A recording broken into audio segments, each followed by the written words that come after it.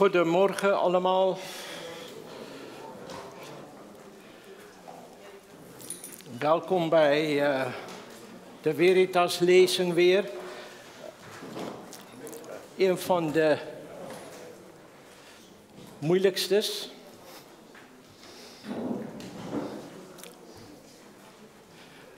Maar ik ben net zorgen dat hij hier... Als hij.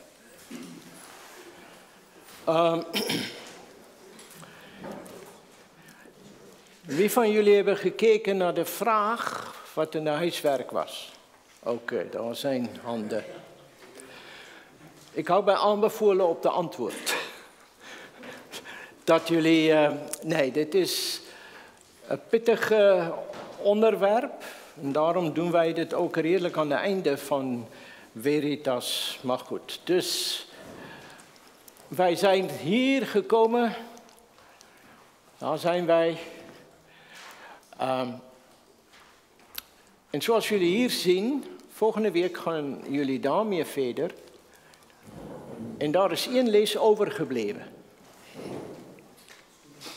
En als ik vanochtend klaar ben, ga ik proberen om toch nog de onderwerp van Kolossenzen 3 met jullie te behandelen.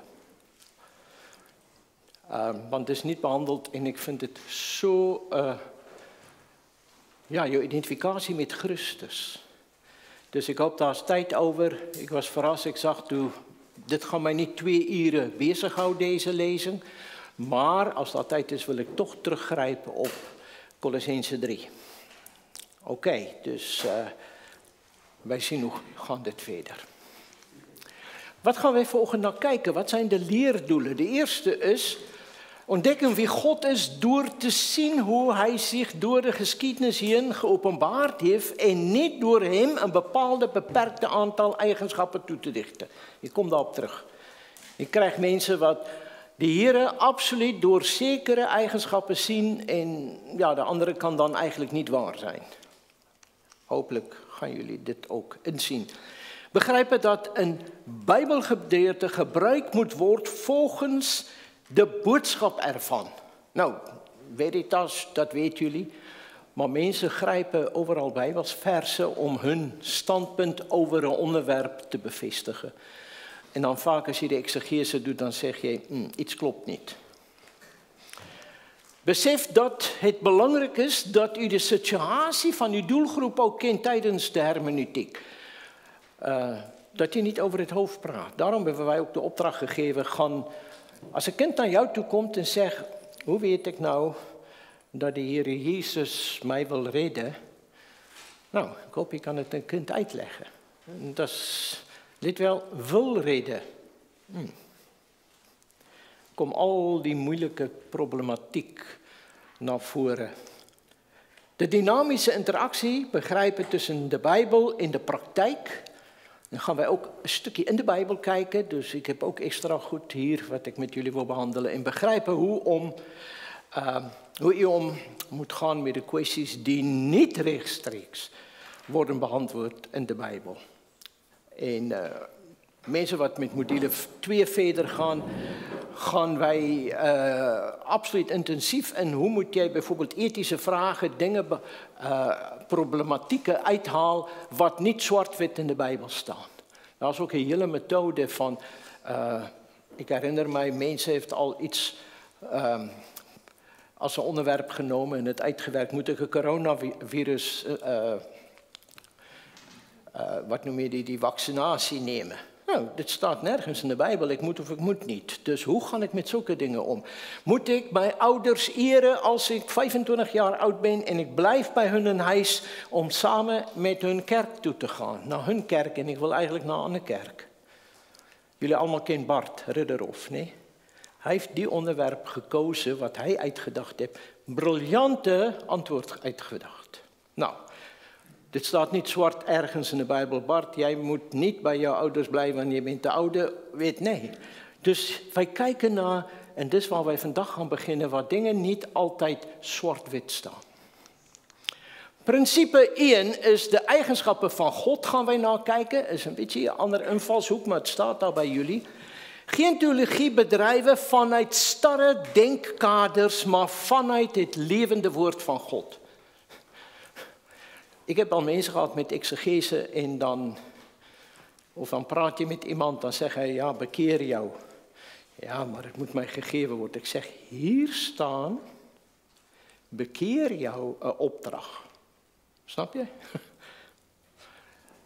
Kijk naar wat in het woord staat, in dat gedeelte. En dan gebruik een Bijbelgedeelte naar zijn bedoeling. Stel geen vragen die niet in dat gedeelte aan de orde komen. Ga nou niet inleeskunde doen. Goed. Een christen. Hierboven staan, wie van jullie doet er aan theologie? Ik wil nou vragen, wie ziet zichzelf dat ik ben een theoloog, ik doe aan theologie? Handen. Niemand. Nou, moeten we weer teruggaan. Ja, jullie allemaal doen. Want... Mag ik ook een klein beetje zijn? Goeie een. Ja, maar mensen, jij doet aan theologie. Theologie, theos, God. En de andere deel, leren over God. Jij bent bezig daarmee. Je hele leven. Veritas wil je leren om God beter te kennen. Dus, welke theologische bril heb jij op? Als je die wegneemt, dan zie ik jullie allemaal nou redelijk goed. Maar als ik daar moet lezen, niet goed. Maar mensen, hoe moeilijk is het? Allemaal gaan met de bril naar de Bijbel. Even hier gaan. Daar zijn de brillen. Mensen kijken naar de Bijbel door een zekere perspectief en alles wat hij ziet. Jij kent ook zulke mensen. Het maakt niet uit wat jij in de Bijbelstudie gaat bespreken. Partij eindigt bij genezing, en de ander bij de Heilige Geest, en de ander bij Israël. Maar altijd, dit is hun bril. Hoe moeilijk is het om los te komen en te zien, wat zegt God hierover? Nou, begin niet met om God vaste eigenschappen toe te schrijven. Nou, wat bedoel ik daar? Partij mensen kijken naar God alleen door, hij is liefde, hij is liefde, hij is liefde. Nou, hij is het. Maar er zijn ook andere eigenschappen. Hij is heilig. Hij is rechtvaardig. En er zijn partijmensen wat absoluut met één bril naar alles kijken. Dus je krijgt sommigen, in jullie handleidingen ook, wat alleen gaan kijken van hij is almachtig, hij is alwetend, hij is alomtegenwoordig, onveranderlijk. En dat klopt. Dat klopt.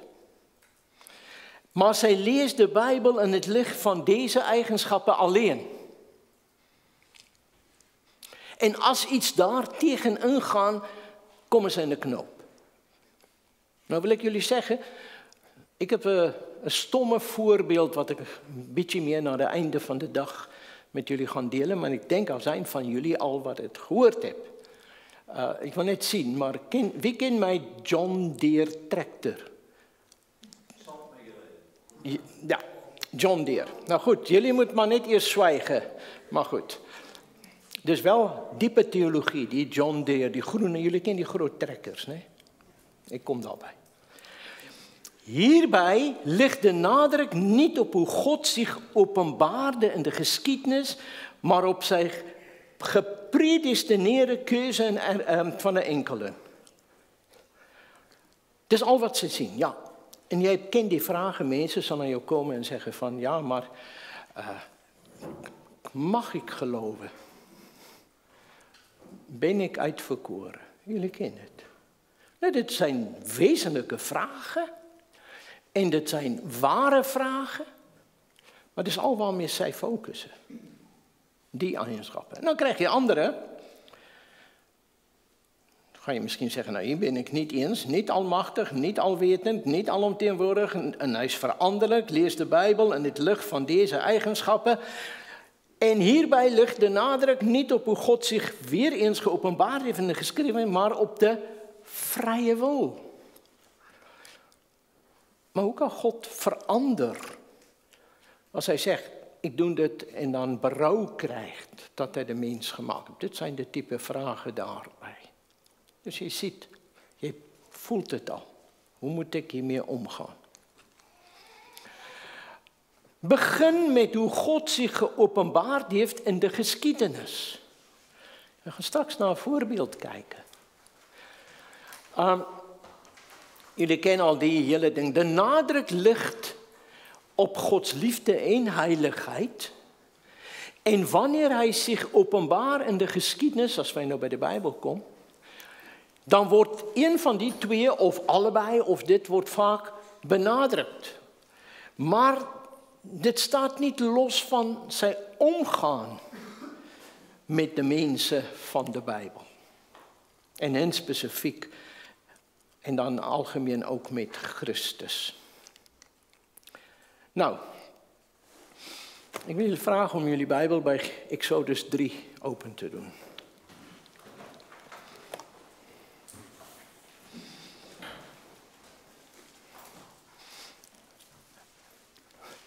Een hele stomme vraag, maar ik wil een van jullie vragen, wie ben jij?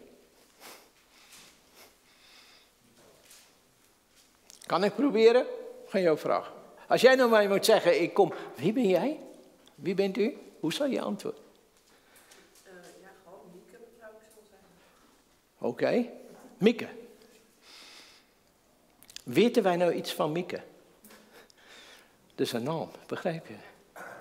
Oké. Wat zei je? Nou ja, het zegt verder niks over wie zij is, alleen maar de naam. Ja, alleen de naam. Maar nu komen wij in Genesis 3, Exodus 3. Jullie weten wat daar gebeurd is. Mozes ziet een brandende strijk. En dan is de eerste ding wat daar gebeurd is. Kom ik lezen en ik wil iemand vragen met een lekker harde stem om niet op mij te wachten. Maar iemand leest voor mij Exodus 3 vers 13 en 14. Dan horen jullie mijn stem niet de hele tijd. En Mozes zei tegen God, zie, wanneer ik bij de Israëlieten kom en tegen hen zeggen, de God van uw vader heeft mij naar u toegezonden en zij mij zeggen, wat is zijn naam? Wat moet ik dan tegen hen zeggen? En God zei tegen Mozes, ik ben die ik ben. Ook zei hij, dit moet u tegen de Israëlieten zeggen, ik ben, heeft mij naar u toegezonden.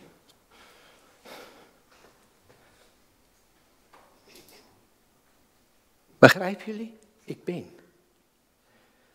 Dus aan de ene kant, wat moet ik hiermee? Maar aan de andere kant, zoveelzeggend. Waarom denken jullie, komt de Heer en zegt, ik ben die ik ben? Wat roept het bij jou op? Dan kun je ook zien, Mozes, 40 jaar in Egypte, of wat ook al, vlug uit Egypte, 40 jaar daar in Mesopotamië, Midian, en daar zit hij. Hier verschijnt de Heer aan hem. Zeg, jij gaat terug, je gaat het volk uitleiden. Wie moet ik zeggen? Nou zegt de Heer, ik ben de God van vaders, wij gaan het zien. Maar wat is uw naam? Wie bent u eigenlijk? Dan krijg je zo'n antwoord. Ik ben die ik ben. Voelen jullie ook een type machteloosheid? Oké. Maar waarom antwoordt de Heer hem zo? Wat denk jij? Nee, vertrouwen. Ja, vertrouwen. Maar nog iets? Ik wil nou sneller gaan, maar Mozes, ik kan beginnen om uit te leggen wie ik ben, is dan in ieder geval niks snappen. Ik ben die ik ben. Ik ben God, maar ik ben die ik ben. Nou, dat is nogal voor ons ook een eye-opener. Wij kunnen zo over God praten en hem precies, weet wij bij de openbaring en zijn woord, maar aan het begin heeft God eenvoudig gezegd, vertrouw mij, ik ben wie ik ben. Klaar. En eerder zien wij ook in hoe God hem hier openbaart. Nog iemand leest, Exodus 3 vers 6 en 15, de volgende vers van 14. Mag eerst Exodus 3, Wie wil het lezen? 3 vers 6. Hard. Verder, ik ben de God van uw vader, de God van Abraham, de God van Isaac en de God van Jacob.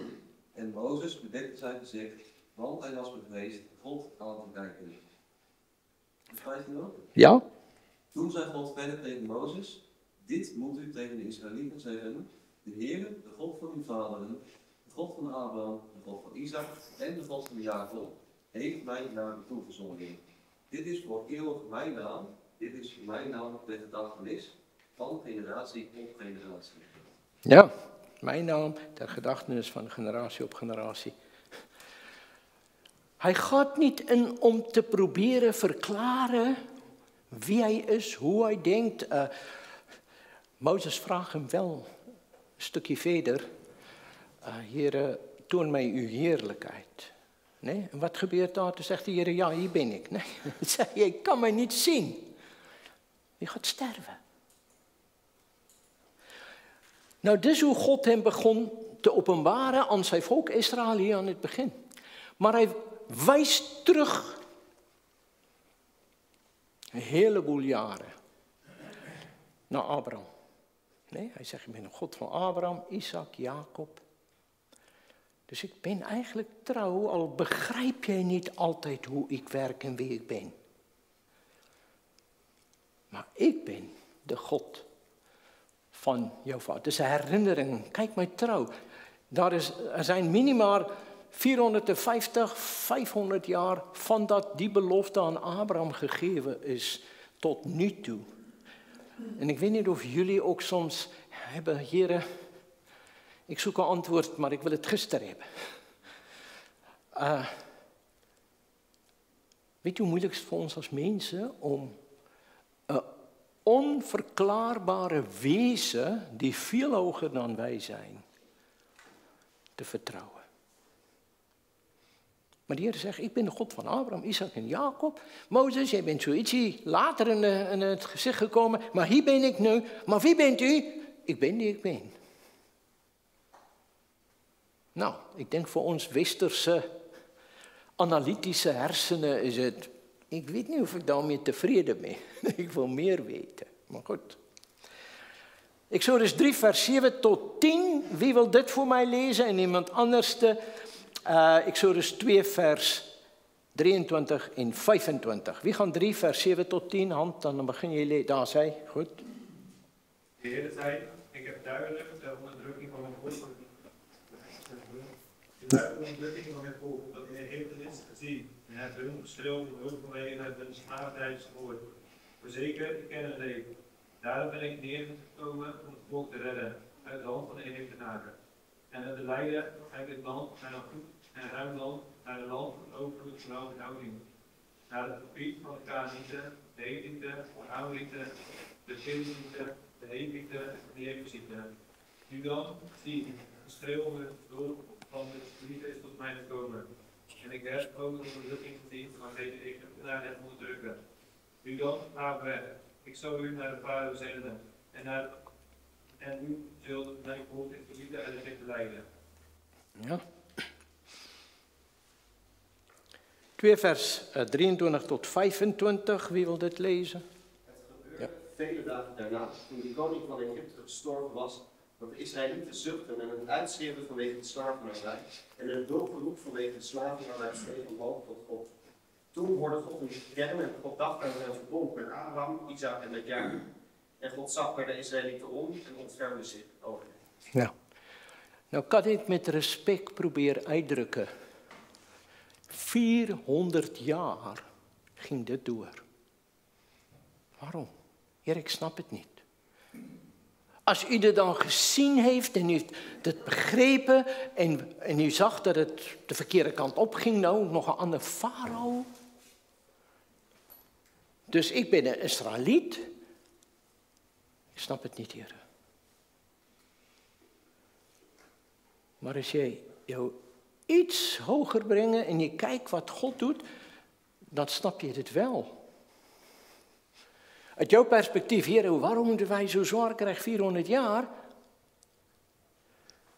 Genesis 15 zegt de Heer, ze gaan 400 jaar in Egypte blijven als slaven. Waarom?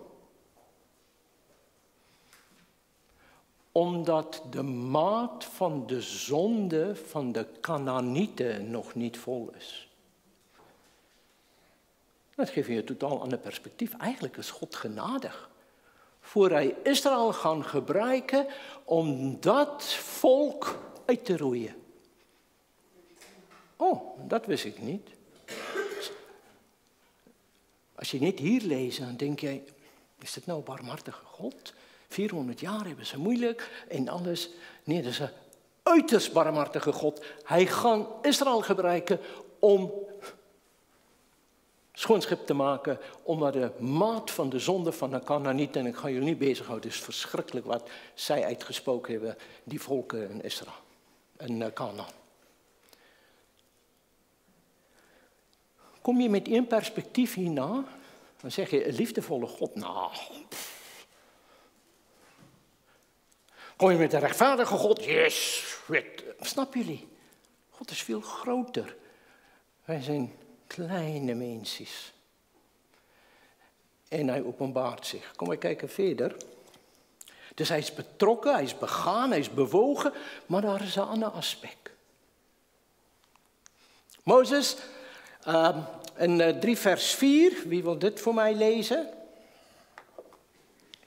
Toen hij zag dat hij ging kijken, riep God tot hem uit het midden van het bos en zei, Mozes, Mozes, en hij zie je bent. Ja. Interessant. Hier ben ik, heren. En dan weten jullie wat hierna gaat komen.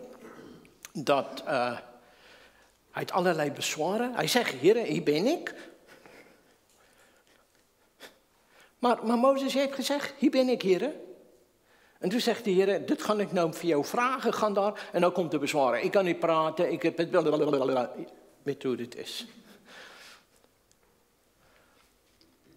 Ik dacht, zeg, hier ben ik, heren, praat maar. Wat wil u zeggen? Geef opdrachten of wat ook al. En dan komt dit, nee.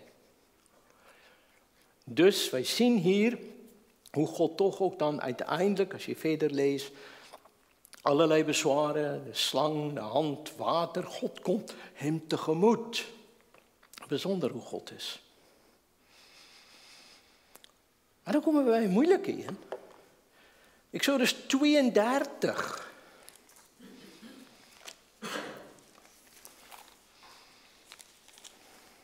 Wie wil daar voor mij lezen? Vers 14. Toen kreeg de Heer berouw over het kwaad dat hij gesproken had en zijn volk te zullen aandoen. Wat was het berouw?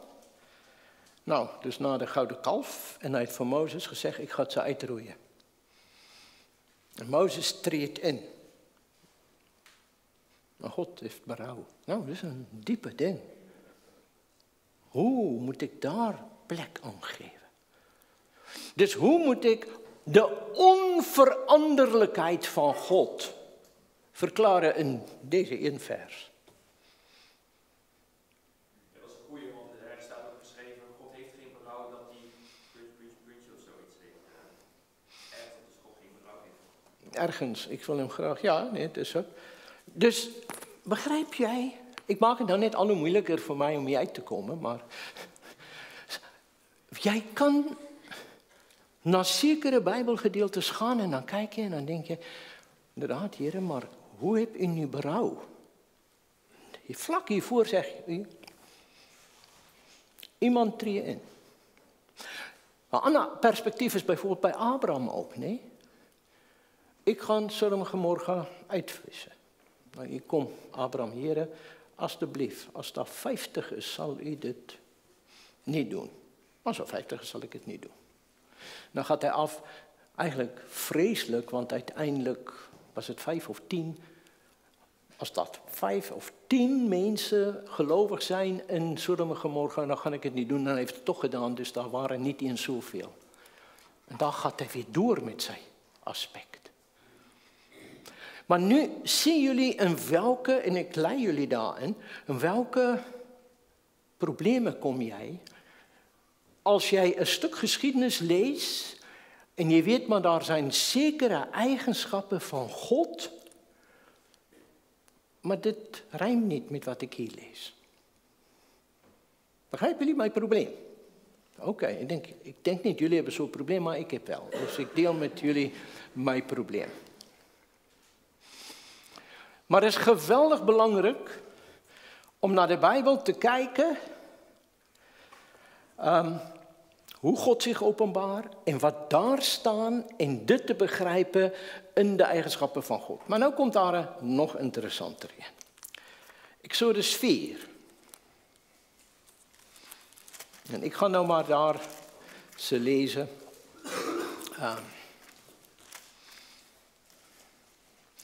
Exodus 4 vers 21.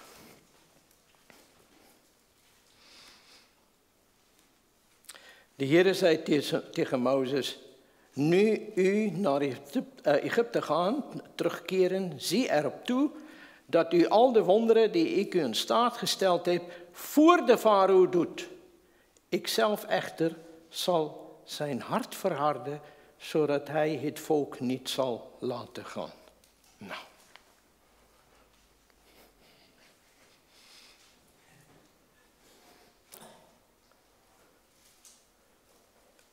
Arme farao.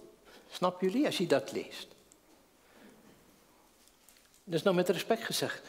Wat kan hij tegen God doen? Oké. Nou lees je verder. Nou kijken wij naar 9 vers 35. Ik denk dat is een fout, maar goed. Ik wil eerst naar 8. Net ik niet gauw hier kijken. Nee, ik ga te snel. Dit was hier. En dan ga ik naar vers 14 van hoofdstuk 7. Toen zei de Heer tegen Mozes, het hart van de farao is onvermurwerbaar. Hij weigert het volk te laten gaan. Heer, u zegt, dat is uw werk. Hij gaat zich verharden. En hier komt u en u zegt, zijn hart is vermurwerbaar. Onvermurwerbaar, hij wil het niet doen. Wie is nou aan het werk hier? Farao of de Heere? 8 vers 15. Toen nu de farao zag dat er verlichting was gekomen, maakt hij zijn hart onvermurwerbaar, zodat hij niet naar hen luisterde zoals de Heer gesproken heeft. Nou zie je de rol van farao. Dit was 8, 19, dat ik net ga naar 9, 35.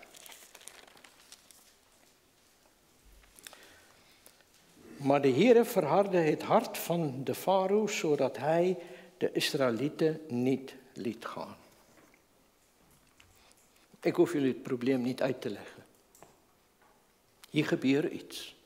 Aan de ene kant zegt de Heer, ik ga zorgen dat hij zich verhardde, maar aan de andere kant ziet jij ook, farao zelf doet het. En het is interessant hoe al zoals de plagen verder gaan, komt God bij en zegt, omdat farao nu gezegd heeft, ik verhard mijn hart, zegt God, oké, ik verhard het ook nu. Daar is geen mogelijkheid voor bekering verder. Hoe moet ik dit in lijn brengen met barmhartigheid, genade? Maar je ziet ook de menselijke eigen aandeel aan zijn zonde, farao. Hoe past het bij elkaar? Nou, ik parkeer het eerst voor mijn John Deere voorbeeld. God openbaart zich niet in strakke concepten, maar als een God die intens betrokken bij ons is en voor ons zorgt. Die 2 voorbeelden wat ik jullie nu genoemd heb. Ja, ik ben de God. En dat is 400 jaar. En in 400 jaar heb ik niks gedaan, maar hij ziet hoe slecht het volk is, maar hij is nog genadig daar. Dan kunnen wij misschien iets begrijpen.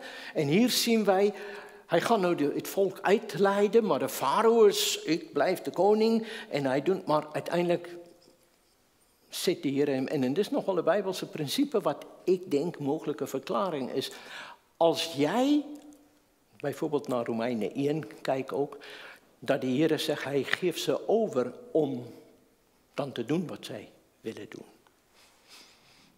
En een zonde. Als jij de hele tijd neigt, en ik zie het helaas in mijn omgeving ook vaak met mannen, vrouwen. Ik wil niet zekere dingen van God accepteren en ik wil liefde en ik wil dat. En dan gaat zij in zekere kerken op, want daar is het net liefde en alles. En uiteindelijk raken ze geloof kwijt.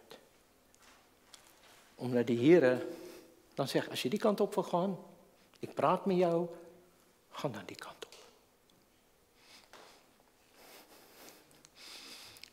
Ja.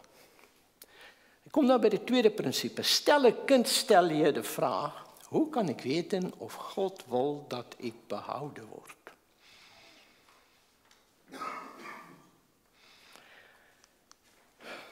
Praat even met jullie, met elkaar, over het probleem. Hoe zou je zo'n kind antwoorden? Ik geef jullie 2-3 minuutjes, dan gaan wij verder. Oké, mensen, kom ik hoor. Wie zal wat zeggen? Wil iemand aftrappen? Ja, hier is het. Ja, ik had het gedeelte opgezocht uit Mattheüs 18 over het verloren schaap. Ja. En dat vond ik wel heel mooi, want het begint, ik zal het even opzoeken. Zo is de wil van de Vader niet, dat een van die kleine verloren. Maar ja. Mattheüs 18, nee? Ja, maar het begint ook met van pas op dat u niet een van deze kleine veracht. En het eindigt ook weer van, zo is het ook niet de wil van uw Vader die in de hemel is, dat een van deze kleine verloren gaat. En je moet nog naar vers 1 gaan. Want dit is de hele context van Mattheüs 18. Op dat moment kwamen de discipelen bij Jezus en zeiden, wie is toch het belangrijkste koninkrijk van de hemel? En hij bracht een kind. Ja. Ik ben niet zo slim dat ik het weet, want het is een van de kernteksten wat wij bij IKER gebruikt om Bijbelse gronden dat kinderen tot geloof kunnen komen. Dus daarom. En wij moesten die hele Mattheüs 18 uit ons hoofd leren toen wij de opleiding gevolgd hebben. Dus, maar het is heel belangrijk, hij bracht een kind bij zich, dus een mooi vers. En hij zei, maar dan zal vers 4, wil jij hem ook voor ons lezen? Ja, wie zegt, dan zal vernederen als dit kind, die is de belangrijkste in het koninkrijk der hemelen. En wie zo'n kind ontvangt in mijn naam, die ontvangt mij. En dan komt hij bij de belangrijkste. 5. Maar wie een van deze kleinen die in mij geloven doet struikelen, het zou beter voor hem geweest zijn dat een molensteen aan zijn hals gehangen was en hij in het diepte van de zee gezonken was. Maar hij kwalificeert daar een van deze kleine die in mij geloven. Dus een kind kan tot geloof komen. En waarom ik dit nou niet? Want jij komt hier aan het einde, heel veel theologen gaan en zeggen, deze kleine verwijst naar jong gelovigen. Maar hij brengt een kind van ongeveer een paidion 5 tot 6, 7, 8 jaar is gemiddeld waarnaar het verwijst. En hij laat dat kind als een objectles bij hem staan. En dan onderwijst hij en hij verwijst de hele tijd, zoals wij in Veritas zien, deze. Dit is van toepassing op dit kind. En dan zegt hij, een van deze kleine die in mij geloven, gaan heel veel en zeggen, nou moeten wij het algemeen maken. Nee, deze. Hier staat de kleine naast mij, die in mij geloven. En dat kind gelooft.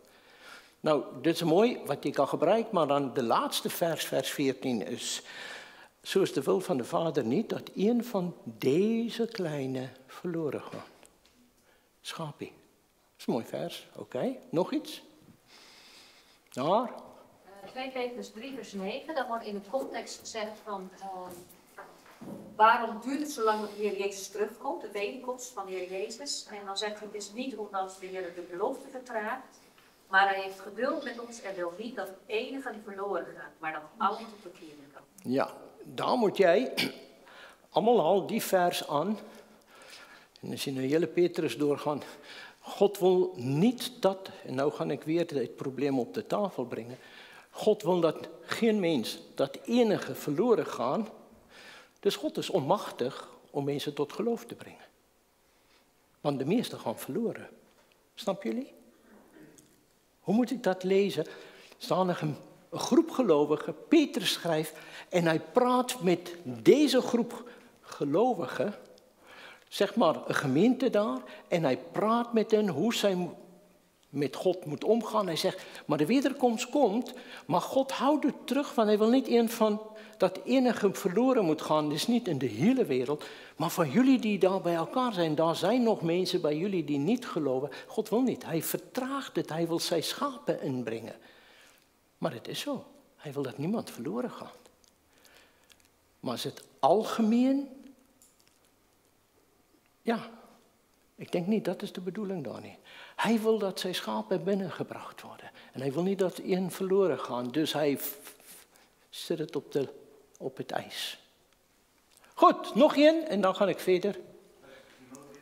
Ja? Er staat wel in vers 1 dat het dan gezegd gedaan wordt voor alle mensen. En dan verderop zegt hij, van dat is goed en welgevallig in de ogen van God onze zaligmaker. Die wil dat alle mensen zalig worden en tot kennis van de waarheid. Dat is weer in wat helemaal duidelijk dat wil dat allemaal zalig komen. Nou, hoe moet die komen? Allemaal komen niet zalig. Nee, allemaal de meerderheid gaan verloren. Dus als je praat over de wil, dan zie jij het hart van God, zijn liefde. Hij wil mensen redden. Oké, dat is de ene kant. Maar ik heb hier ook een paar, Johannes 3, vers 16 en 17.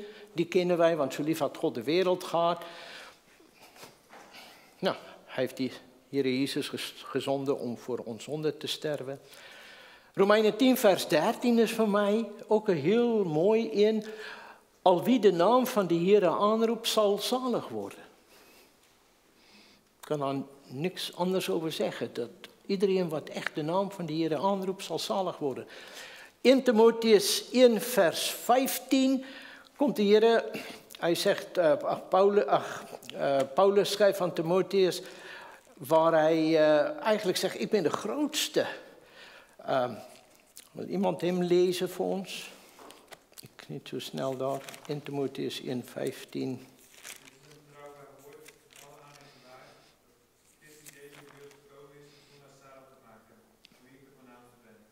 Ja, van wie ik de voornaamste ben. Hij is gekomen om mensen zalig te maken. Markus 10, 14, wil iemand daar lezen?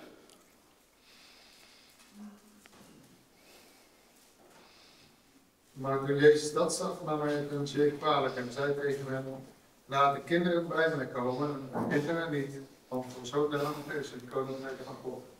Ja. Dus, als jij naar de Heer Jezus komt, gaat hij voor jou zeggen, nou eigenlijk niet jij, ik wil die.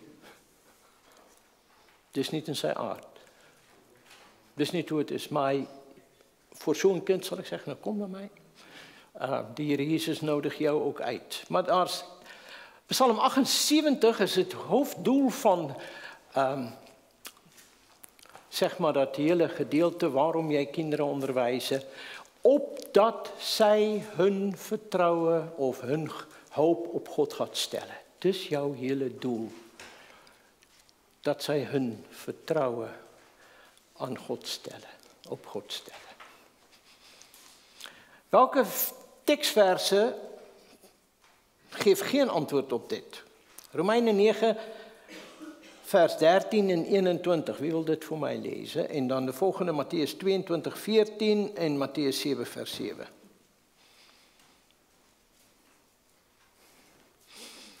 Romeinen 9. Zoals geschreven staat, Jacob hebben we lief gehad en Esau hebben we gehaat. Heeft dit iets te maken dat jij aan iemand zegt, ja, ik weet niet of God jou echt lief heeft, want hij heeft Jacob lief gehad, maar Esau heeft hij gehad. Is dit een historische context wat hij daar wil praten? Is het juist om dan met individuele, wat jij niet in zich hebt, wie, wat, waar? Het is niet de Bijbelvers wat je kan gebruiken. Volgende een. Op.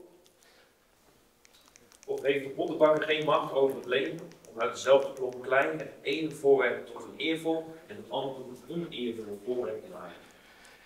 Ja, is absoluut waar. Aan het einde kijk je en je ziet God gebruikt op verschillende manieren mensen. Hij heeft Farao ook gebruikt. Op een oneervolle manier, omdat Farao zich verhard heeft en niet wou luisteren. En uiteindelijk heeft dit hem gebruikt. Maar is dit het tekstvers wat jij gaat gebruiken in evangelisatiewerk? Ik denk het niet. Je zal exegese van dat gedeelte moeten doen en kijk, wat is de boodschap, hoe ga ik het toepassen?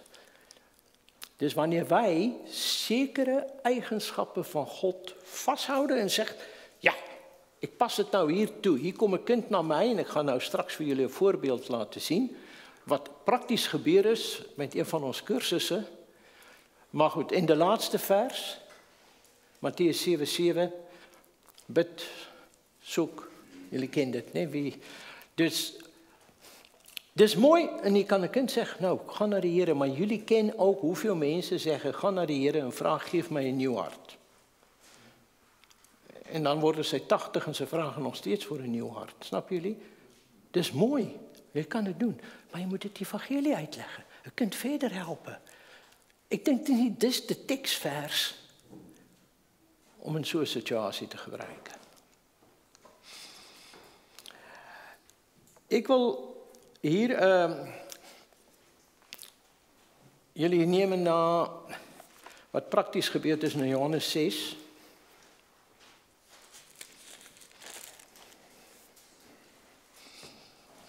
Vers 37. Wanneer jij met een kind praat, is het heel handig om het tekstvers te gebruiken om een kind, ja, wat van toepassing is. En iemand heeft Johannes 6, vers 37 gebruikt. Ik zal persoonlijk eerder Romeinen 10, vers 13 gebruiken. Ieder die de naam van de Heer aanroept, zal zalig worden. Maar die persoon heeft deze gebruikt als voorbeeld. En ik zal nou uitleggen wat hij zegt. Alles wat de Vader mij geeft, zal tot mij komen. En wie tot mij komt, zal ik beslist niet uitwerpen. En in zijn gesprek met zogenaamde kind zei hij, als God jou aan de Heer Jezus geeft, dan zal de Heer Jezus jou niet uitwerpen. Nou mensen, wat moet ik daarmee? Dus ik ga zitten wachten, Heer, wanneer geef je mij aan de Heer Jezus? Nou, uit de context, hier komt een kind naar jou en zegt, ik wil in de Heer Jezus geloven. Kan ik, mag ik? Ik zal de tekst kan gebruiken om te zeggen, weet jij, de Bijbel zegt, niemand zoekt God. Niemand. En de feit dat jij nu komt en zegt, hoe moet ik geloven? Ik wil geloven. Zeg mij, God is al bezig met jou. En God wil jou trekken en kijk wat een geweldige voorbeeld is dit. De Heer Jezus zegt hier, wanneer je zo getrokken werd, ga niet de andere kant, kom naar mij toe, want ik ga jou niet wegwijzen. Hetzelfde vers zien jullie de twee perspectieven. De een wordt verlammend, de ander is uitnodigend. Kom. En dit is hoe de Heer werkt. Tot een openbaring. Kom. Allemaal wat vermoeid en belast is. En Mattheüs, kom. Goed. Het is als een fiets. Als jij bij een fiets met 1 trapper gaat fietsen, dan kom je maar slecht vooruit. Dus als jij heel dag blijft bij al wat mij de water geeft. Ja. Maar dat andere moet er gelijk achteraan. Die fiets heeft 2 trappers. Ja. Maar met de andere voet kan je weer naar beneden. En wie top zijn komt, zal het geen zin uit. Ja, maar er zijn tekstversen waar je in een probleem mee komt. Goed, ik ga eens... kom. Bijvoorbeeld, je kan niet Mattheüs 5 vers 48 gebruiken en zeggen, je moet volmaakt worden, je moet niet meer zonde doen. Dat is niet de context daar. Dus jouw streven, ja, word volmaakt, je bent volmaakt in Christus. Dus kijk mooi, dit gaan niks vir jou daaroor leren. Ook Mattheüs 5 vers 8, en word met de Heilige Geest, want moet niet dronk worden van wijn niet, want daar is een losbandigheid. En dan zeg je mag niet wijn drinken. Dat is niet waarover het al gaat. Begrijp je, je moet beginnen exegese doen over het tekstvers. En soms ga jij iets uitleggen wat vooral één aspect van God benadrukt. Het is zo.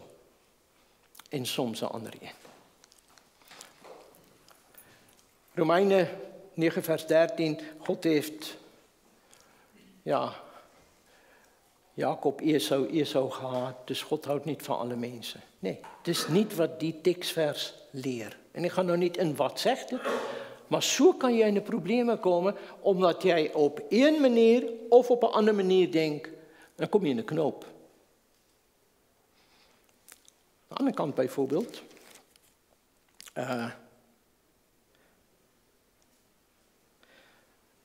6 vers 65 van Johannes 6. Daarom heb ik u gezegd dat niemand tot mij komen kan, tenzij hij hem door de Vader gegeven is. Dus nou weer helemaal de andere kant.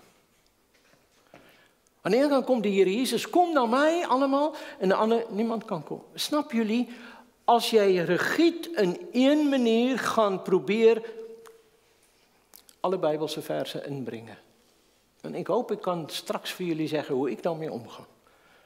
Maar een van de manieren hoe je ja niet meer moet omgaan, is om of die groep Bijbelversen af te keren en de andere weer omhelzen.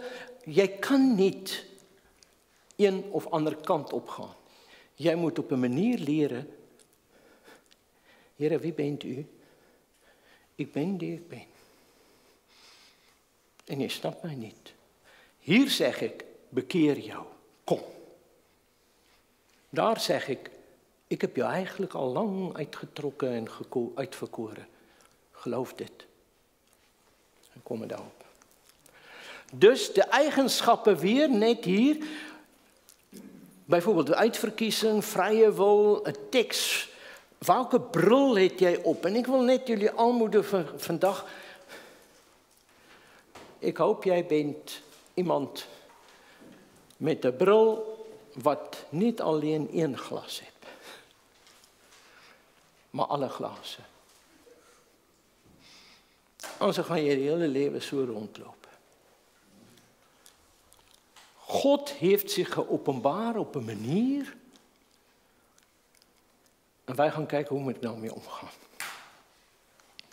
Dus de nadruk, kijk in de geschiedenis, kijk daar. Nou kom ik bij wat ik als de sleutel beschouw. En ik beschouw het Deuteronomium 29, 29. Wie kent die vers? De verborgen dingen zijn voor de Heere onze God, maar de geopenbaarde dingen zijn voor ons en onze kinderen tot een eeuwigheid, om al de woorden van deze wet te doen. Weet jullie hoe diep is de principe hier? God komt duidelijk en hij zegt, er zijn geopenbaarde dingen. Dat is voor jullie. Maar er zijn niet geopenbaarde dingen. Dat is voor God.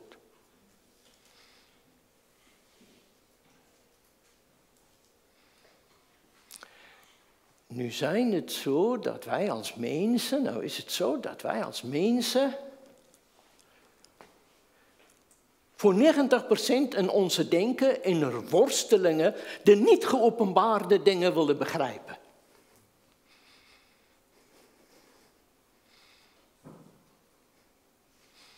En dan ga ik jullie allemaal beledigen, maar mijzelf ook.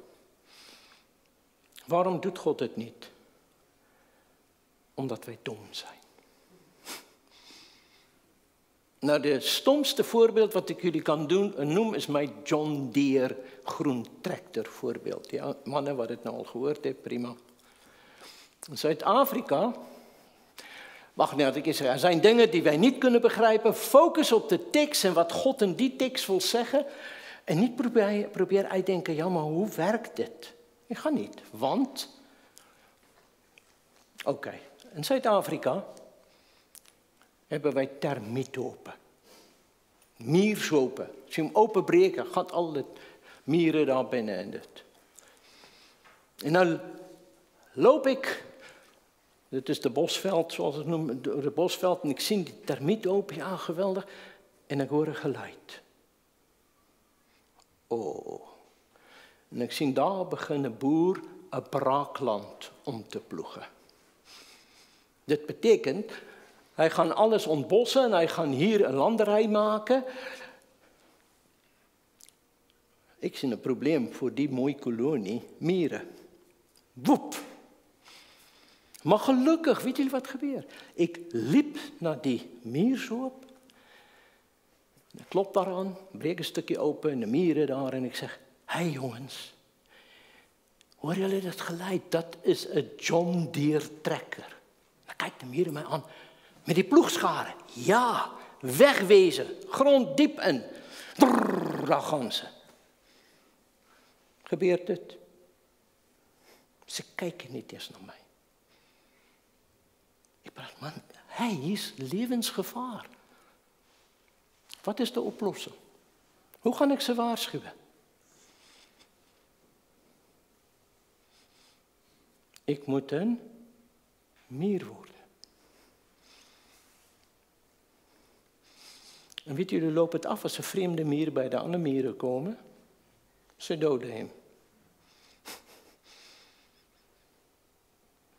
Dat is precies wat God gedaan heeft met ons.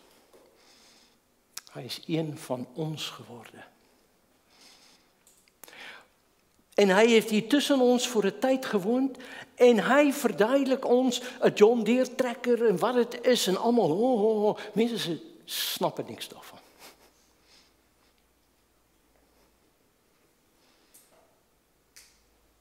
Want ze zijn te dom. Maar wat hij wel misschien kon communiceren is, mensen, hier komt gevaar. Zo kunnen jullie beschermen, dit moeten jullie doen. En uiteindelijk, goed, zijn we hem gedood. Maar het is hoe wij zijn. Dat zijn dingen waar de Heer gezegd, ik heb het geopenbaard. Gelooft het?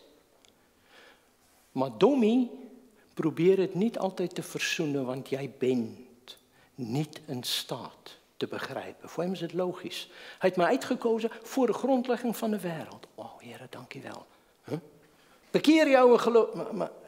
Snap jullie? Nee, ik wacht nog maar eerder totdat de Heer mij geloof geeft. Nee, hij zegt, opdracht, bekeer jou. Maar Heer, ik snap niet, hoe werkt het? Je bent te dom. Je bent te dom. We zijn niet God.